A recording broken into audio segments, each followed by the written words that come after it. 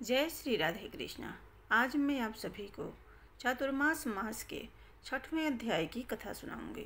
गालव जी कहते हैं, गंडकी नदी में भगवान विष्णु सालग्राम रूप से प्रकट होते हैं और नर्मदा नदी में भगवान शिव नर्मदेश्वर रूप से उत्पन्न होते हैं। ये दोनों स्वयं प्रकट होते हैं, कृत्रिम नहीं। सालग्राम शिला में व्याप्त भगवान विष्णु 24 वेदों से उपलब्ध होते हैं, किंतु भगवान सदाशिव सदा एक हाथ से ही नर्मदा से प्रकट होते हैं। जहाँ गंडकी के जल में सालग्राम शिला उपलब्ध होती है, वहाँ स्नान और जलदान करके मनुष्य ब्रह्म पद को प्राप्त होता है। गंडकी से प्रकट होने वाली सालग्राम शिला का पूजन करके मनुष्य शुद्धात्मा योगीश्वर होता है। भगवान विष्णु पूजन, पठन, ध्यान और स्मरण करने पर समस्त पापों का नाश करने वाले हैं। फिर सालग्राम शिला में उनकी पूजा की जाए तो उसके महत्व के विषय में क्या कहना है, क्योंकि सालग्राम में साक्षात श्री हरि विराजमान होते हैं। चातुर्मास में सालग्रामत भगवान विष्णु को नैवेद्य, फल और जल अर्पण करना विशेष रूप से शुभ होता है। चातुर्मास में सालग्राम शिला सबको पवित्र करती है। जहाँ सालग्राम स्वरूप भगवान विष्णु की पूजा की जाती है, वहाँ 5 कोस तक के भूभाग को वे भगवान पवित्र कर देते हैं। वहाँ कोई अशुभ नहीं होता। जहाँ लक्ष्मीपति भगवान सालग्राम का पूजन होता है, वहाँ वह पूजन ही सबसे बड़ा सौभाग्य है, वही महान तप है और वही उत्तम मोक्ष है। जहाँ दक्षिणावत शंख, लक्ष्मी नारायण स्वरूप सालग्राम शिला, तुलसी का वृक्ष, कृष्ण सार्ग मृग और द्वारिका की शिला गौमती चक्र हो, वहाँ लक्ष्मी, विजय, विष्णु और मुक्ति इन चारों की उपस्थिति होती है। भगवान लक्ष्मी नारायण सालग्राम की पूजा करने वाले मनुष्यों को भगवान अति पुण्य प्रदान करते हैं, जिससे वह उसी क्षण मुक्त हो जाता है। भगवान विष्णु का ध्यान पापों का नाश करने वाला है। तुलसी की मंजरियों से पूजित हुए भगवान सालग्राम पुनर्जन्म का नाश करने वाले हैं। सब प्रकार से यत्न करके उन्हीं जगदीश्वर विष्णु का सेवन करना चाहिए। वे संपूर्ण संसार में व्याप्त होकर स्थित हैं। एक समय पार्वती जी ने शिव जी से कहा, महेश्वर, आपके हाथ में यह रुद्राक्ष की माला सदा मौजूद रहती है। देव, आप किस मंत्र का जप करते हैं, यह संदेह मेरे मन में उठा करता है, क्योंकि आप ही सबके स्वामी हैं। आपसे बढ़कर दूसरे किसी को मैं नहीं जानती।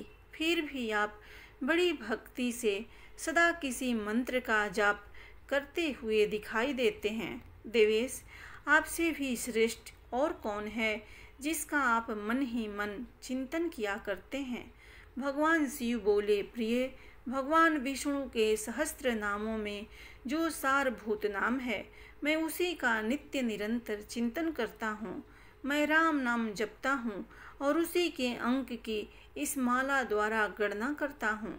श्री राम का अवतार बहुत ही श्रेष्ठ है।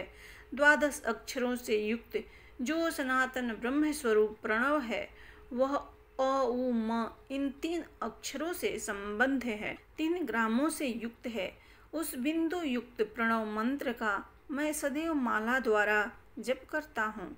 यह संपूर्ण वेदों का सारभूत है। यह नित्य अक्षर, निर्मल, अमृत सान तद्रुप, अमृत तुल्य, कलातीत, संपूर्ण जगत का आधार, मध्य और कोटि कोटि ब्रह्मांडों का बीज है। इसको जानकर मनुष्य शीघ्र ही घोर संसार बंधन से मुक्त हो जाता है। ओमकार सहित जो 12 अक्षर बीज है, उसका जप करने वाले मनुष्य के लिए वह कोटि कोटि पापों का दाह करने वाला दावानल बन गया है। 12 अक्षर मंत्र ओम नमो भगवते वासुदेवाय का चिंतन ही सबसे उत्तम ज्ञान है, जो शुभ और अशुभ दोनों का विनाश करने वाला है। 12 अक्षर मंत्र करोड़ों जन्मों में कहीं किसी को उपलब्ध होता है। चातुर्मास में उसका स्मरण विशेष रूप से ब्रह्मा की प्राप्ति कराने वाला तथा मनोवांछित वस्तु देने वाला है। इस अक्षर से प्रकट हुए मंत्र का जो मन, वाणी और क्रिया द्वारा आश्रय लेता है, उसका पुनर्जन्म नहीं होता। जो भगवान विष्णु की भक्ति में तत्पर हो, उनके 12 मास संबंधी पापाहारी नामों का सालग्राम शिला में न्यास करता है, उसे प्रतिदिन 12 यज्ञ का फल प्राप्त होता है। 12 अक्षर मंत्र के महात्म्य का सहस्त्रों जिह्वाओं द्वारा भी वर्णन नहीं किया जा सकता। संसार में इसका जप और ध्यान अस्तमन करने पर यह महामंत्र सभी मासों में पाप नाश करने वाला होता है, किंतु चातुर्मास में तो इसका यह महात्म्य विशेष रूप से बढ़ जाता है। इस मंत्र के चिंतन मात्र से ही मनुष्यों को मनचाही सिद्धि प्राप्त हो जाती है। इसके जप से सनातन मोक्ष प्राप्त होता है। शांति परायण जप एवं ध्यान से मनुष्य निश्चय ही मोक्ष को प्राप्त होता है। शूद्रों और स्त्रियों के लिए प्रणव रहित जप का विधान है। पूर्वोक्त 18 शूद्र जाति वाले मनुष्यों को जप तप करने की आवश्यकता नहीं है। वे ब्राह्मण भक्ति, दान और विष्णु भगवान के चिंतन से सिद्ध हो जाते हैं। उनके लिए राम नाम मंत्र ही है। यही उन्हें कोटि मंत्रों से अधिक फल देने वाला होता है। राम इन 2 अक्षर के नाम का जप सब पापों का नाश करने वाला है। मनुष्य चलते, खड़े होते और सोते समय भी श्री राम नाम का कीर्तन करने से इह लोक में सुख पाता है और अंत में भगवान विष्णु का पार्षद होता है। राम यह 2 अक्षरों का मंत्र कोटिस मंत्रों से भी बढ़कर है। यह सभी संकर जातियों के पाप का नाशक बतलाया गया है। चातुर्मास प्राप्त होने पर तो यह राम नाम मंत्र अनंत फल देने वाला होता है। इस भूतल पर राम नाम से बढ़कर कोई पाठ नहीं है। जो राम नाम की शरण ले चुके हैं, उन्हें कभी यमलोक की यातना नहीं भोगनी पड़ती। जो विघ्नकारक दोष हैं, सब राम नाम का उच्चारण करने मात्र से नष्ट हो जाते हैं। जो परमात्मा समस्त स्थावर जंगम प्राणियों में अंतर्यामी आत्म रूप से रम रहा है, उसे राम कहते हैं। राम यह मंत्र राज भय तथा व्याधियों का नाश करने वाला है। यह युद्ध में विजय देने वाला तथा समस्त कार्यों एवं मनोरथों को सिद्ध करने वाला है। राम नाम को संपूर्ण तीर्थों का फल कहा गया है। वह ब्राह्मणों के लिए भी मनोवांछित फल देने वाला है। रामचंद्र, राम राम इत्यादि रूप से उच्चारण किया जाने वाला यह 2 अक्षर का मंत्र राज भूतल पर सब कार्य सिद्ध करने वाला है। देवता भी राम नाम के गुण गाते हैं।